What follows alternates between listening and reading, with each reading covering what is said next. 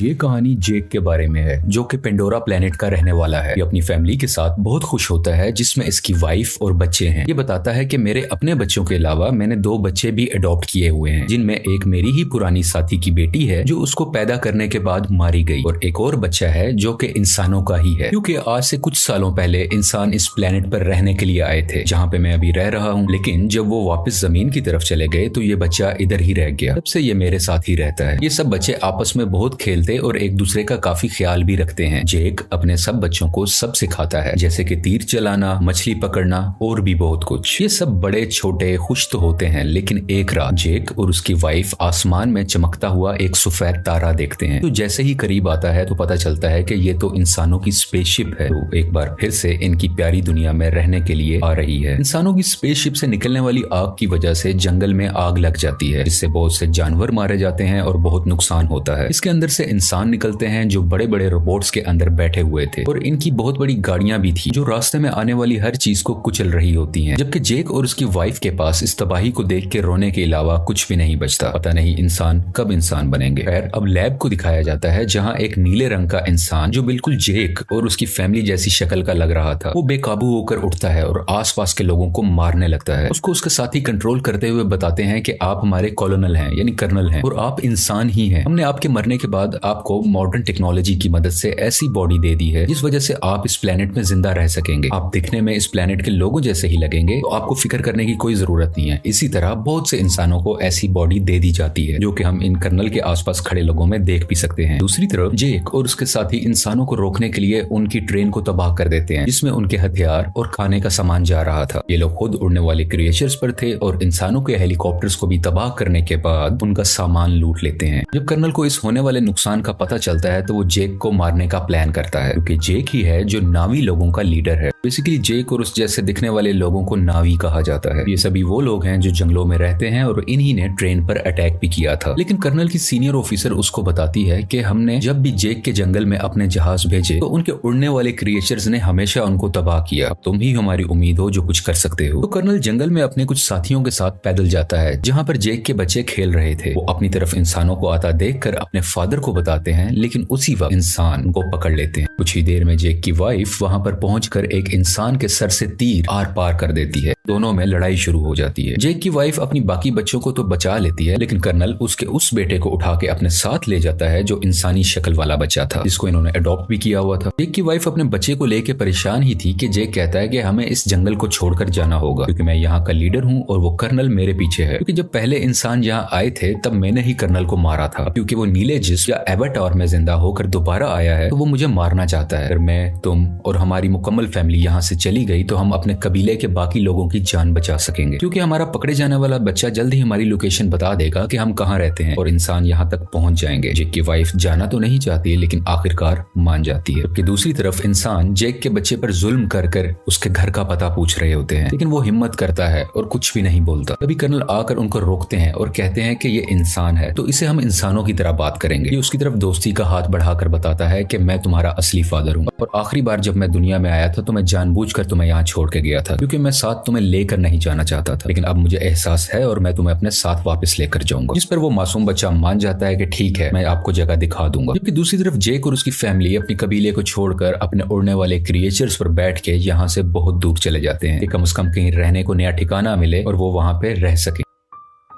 ये लोग पानी के पास रहने वाले नाविस के पास पहुंचते हैं। यहाँ पर रहने वाले लोग हैं तो इसी प्लेनेट के, लेकिन दिखने में सब्ज रंग के होते हैं। ये पानी वाले नावी शुरू में इनका मजाक बनाते हैं, जैसे कि वो कहते हैं कि इनकी दुम पतली है, इनके बाजू पतले हैं और भी बहुत कुछ। तभी पानी वाले लोगों का लीडर आता है और कहता है कि तुम जंगल के रहने वाले हो, तुम्हारी यहाँ पानी के पास कोई जरूरत नहीं है, तुम्हें कुछ नहीं आता कि पानी में कैसे सर्वाइव करना है। लेकिन जेक जवाब में कहता है कि हम बहुत जल्द ही सब कुछ सीख जाएंगे और मेरी फैमिली के लिए मुझे आप लोगों की जरूरत है, ताकि वो यहाँ पर सही सलामत जिंदा रह सके। ये देख के पानी का नावी लीडर मान जाता है और उनको रहने की इजाजत भी दे देता है। अगले दिन जेक के बच्चों को वहाँ के रहने वाले बच्चे घुमा रहे होते हैं, जबकि जेक का बेटा अपने बालों वाली चुटिया वहाँ के एक क्रिएचर से जोड़ता है, तो वो बहुत तेजी से पानी के अंदर तैरता है, जिस वजह से गिर जाता है और वहाँ के सब लोग हंसने लगते हैं। अगले दिन वहाँ के कुछ बच्चे जेक की बेटी को पागल कह रहे होते हैं। इसके अलावा उससे बदतमीजी भी करते हैं, उसको काफी तंग कर रहे होते हैं। तभी वहाँ जेक के बाकी बच्चे भी आ जाते हैं और उस तंग करने वाले बच्चे को मारने लगते हैं। तुमने हमारी बहन को ऐसा क्यों क्यों कहा। जब जेक को ये सब पता चलता है तो वो अपने ही बेटे को डांटने लगता है कि तुमने उसे क्यों मारा, वो यहाँ के लीडर का बेटा है, जाओ तुम उससे माफी मांगो। वो जब जाकर माफी मांगता है तो लीडर का बेटा अभी भी गुस्से में था और वो उसको धोखा देना चाहता था, बदला लेना चाहता था। कहता है कि चलो तुम्हें एक अच्छी जगह पर लेके जाता हूँ। वो उसे गहरे पानी में ले जाता है जहाँ पर एक खतरनाक मॉन्स्टर रहता था। वो उसको वहां पर जाकर अकेला छोड़ देता है और खुद वहां से वापस आ जाता है। कुछ ही देर में पानी के अंदर से तेज मॉन्स्टर आकर उस पर अटैक कर देता है, जिस वजह से वो डूबने लगता है और लगातार मॉन्स्टर उस पर अटैक कर उसको खाने की कोशिश कर रहा होता है। दोनों आमने सामने होते हैं। तभी वहां सबसे बड़ा मॉन्स्टर आ जाता है जो छोटे मॉन्स्टर को अपने मुंह में डाल के पत्थर पर जोर का मारता है और उसको वहीं मार डालता है। इतनी ही देर में जेक का बेटा पानी में मजीद सांस नहीं ले पाता और डूब जाता है। जैसे ही उसकी आंख खुलती है तो वो देखता है कि सबसे बड़े पानी के मॉन्स्टर ने उसकी जान बचाई है और वो उसके ऊपर लेटा हुआ है। ये लड़का देखता है कि वो मॉन्स्टर बेचारा काफी जख्मी भी है, तो ये उसके जिस्म से कुछ लगे हुए हथियार निकालकर उसको सुकून देता है, जिससे इन दोनों की दोस्ती हो जाती है और वो मॉन्स्टर इस लड़के को उसके घर वालों के पास छोड़ के आता है। जब सब्ज कबीले वाले नावी लीडर को ये पता चलता है कि उसके अपने बेटे ने ही जानबूझ के हमारे मेहमान को मॉन्स्टर के पास मरने के लिए छोड़ा, तो वो उसको सजा देने लगता है। लेकिन जेक का बेटा कहता है कि आपके बेटे की कोई गलती नहीं है, ये मेरा आइडिया था गहरे पानी में जाने का, मैंने ही कहा था कि हम वहां चलते हैं। इसे देख के लीडर के बेटे को शर्मिंदगी होती है कि इसने मुझे बचा लिया, ना कि मैंने गलत किया था, मैं तो उसको मारना चाहता था। इसी चीज को देखते हुए वो अब दिल से इनका अच्छा दोस्त बन जाता है। जेक का वही बेटा सबको बताता है कि बड़े मॉन्स्टर ने मेरी जान बचाई, पर सब दोस्त उसका मजाक बनाने लगते हैं और कोई भी उसका यकीन नहीं करता। अगले दिन ये दोबारा उसी बड़े मॉन्स्टर के पास जाता है और जाके बहुत ज्यादा एंजॉय करता है। वो दोनों आपस में बहुत खेलते हैं, जबकि कर्नल जेक की तलाश में अब तक फिर रहा था कि तभी उसको इन्फॉर्मेशन मिलती है कि जेक अपनी फैमिली के साथ कहां जा सकता है, लेकिन अभी भी एग्जैक्ट इन्फॉर्मेशन नहीं थी, इसलिए मजीद ढूंढना पड़ रहा था। कर्नल ने वहां के उड़ने वाले कुछ क्रिएचर्स पर अपना कंट्रोल भी कर लिया था, जैसे कि वहां के रहने वाले लोकल नावी लोग उन क्रिएचर्स को इस्तेमाल किया करते थे। सब इंसान जेक को ढूंढने के लिए निकल पड़ते हैं और एक जजीरे यानी आइलैंड पर पहुंचते हैं, जहाँ के लोग कहते हैं कि हमने कभी नहीं देखा जिसकी तस्वीर तुम हमें दिखा रहे हो। कर्नल को इन सब की बातें झूठ लग रही होती हैं, तो वो इन लोगों के एक क्रिएचर को मरवा डालता है। कर्नल का बेटा उसे समझाता है कि ये लोग कुछ नहीं जानते, ये सिर्फ मछलियां पकड़ते हैं, इन्हें छोड़ दो, ये कुछ नहीं जानते। तो कर्नल भी अपने बच्चे की बात मान लेता है, लेकिन जालिम इंसान फिर भी जाते हुए वहां आग लगवाकर उनके रहने की जगह को जलवा देता है। इस तरह और भी जगहों पर जाकर बहुत से मासूम नावी लोगों को मारने लगता है। सबसे बहुत कुछ पूछता है, लेकिन इस वक्त तक उसको जेक का पता नहीं चलता कि वो कहां पर गया।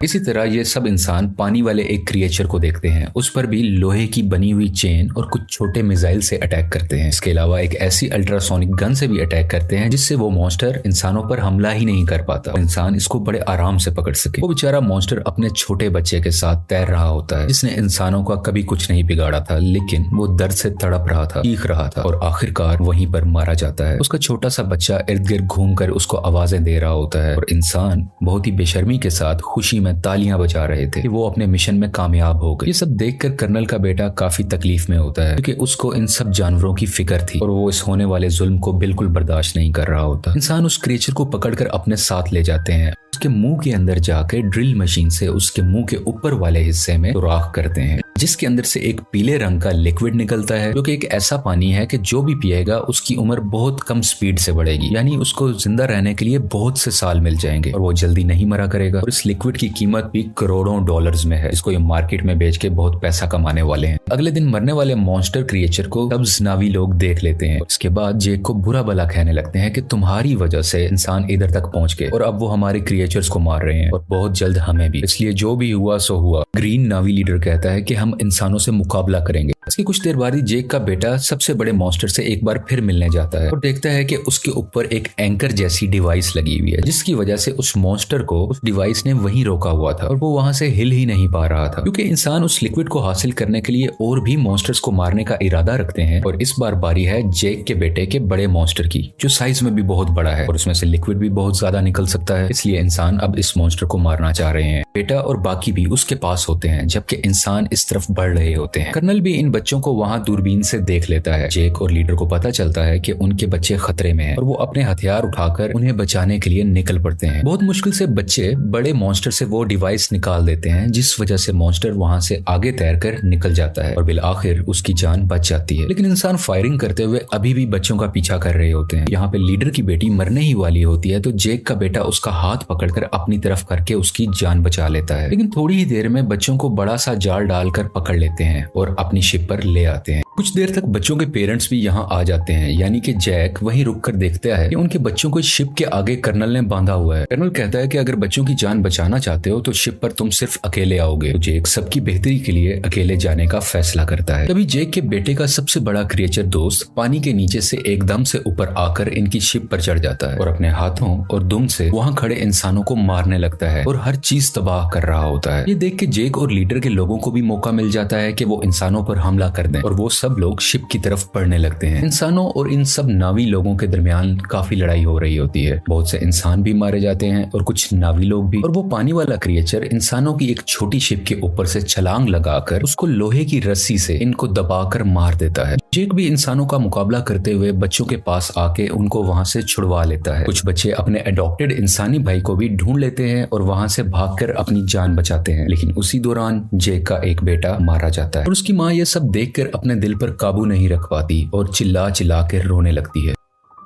जैक के दो बच्चे फिर से कर्नल ने पकड़ लिए होते हैं और वो लोग इंतजार कर रहे होते हैं कि जैक इनको बचाने आएगा और इसी मौके को देखते हुए हम उसे मार डालेंगे। जैक वहां बड़ी खामोशी से आकर धमाका करता है जिससे हर तरफ आग ही आग हो जाती है। बहुत से इंसान भी मारे जाते हैं। उसकी वाइफ भी बहुत से इंसानों को अपने तीर से हमेशा के लिए खत्म कर देती है और एक इंसान को गुस्से वाली आंखें दिखाते हुए मार डालती है क्योंकि अभी अभी उसने अपना बेटा खोया था। उसकी आंखों में दर्द था। मौका देखते हुए कर्नल जैक की बेटी की गर्दन पर चाकू रख के उन सबको हथियार डालने का कहता है। लेकिन उसी दौरान जैक की वाइफ वहां आकर कर्नल के ही बेटे की गर्दन पर चाकू रख देती है, जिसको देखते हुए कर्नल को उसकी बेटी को छोड़ना पड़ जाता है। अब फाइनली कर्नल और जैक की आपस में हैंड टू हैंड लड़ाई होती है। इसमें बहुत मुश्किलों के बाद जैक कर्नल का गला अपने हाथों में दबाकर उसे मार देता है और आखिरकार ये जालिम कर्नल पानी में डूबने लगता है। लेकिन कर्नल का बेटा उसे डूबने से बचाकर पानी के ऊपर ले आता है क्योंकि कर्नल ने उसकी जान जो बचाई थी जब जैक की वाइफ ने उस पर चाकू रखा हुआ था। जब कर्नल कहता है कि बेटा मेरे साथ आओ तो वो उस पर गुस्सा कर अपनी फैमिली के पास चला जाता है, यानी कि जैक के पास। और इसको देखकर जैक की फैमिली भी बहुत खुश होती है और उसको पहले की तरह ही प्यार करती है। आखिर में जैक अपने मरने वाले बेटे को पानी के अंदर दफना देता है और उस वक्त उसको सब पुराना याद आ रहा था कि मेरा बेटा जो आज मरा है उसको मैंने कैसे अपने हाथों में उठाया था जब वो पैदा हुआ था और आज अपने ही हाथों से दफन भी कर रहा हूँ। और इस फिल्म की कहानी यहीं पर खत्म हो जाती है।